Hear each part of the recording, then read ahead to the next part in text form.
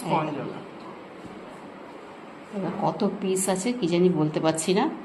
তুই ঢালবি বাটিতে? কৌটোতে থাকলে ভালো থাকতো না, না পিস গুনবি? 1 কিলো কটা হয় দেখি। চলো, 1 2 3টে স্পঞ্জের মনে হয় রসগোল্লাটা। আমি ভীষণ ভালো খাই এটা। আর লোকে এটা বলছে যে ভালো না, ভালো স্পঞ্জ। স্পঞ্জ, ওইটাই তো চাইছিলাম, স্পঞ্জের।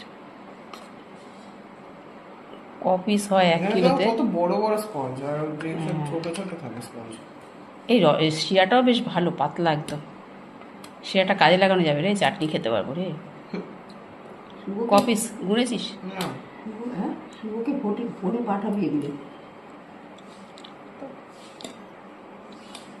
শুভ তো এসে দেখতেই পাবো।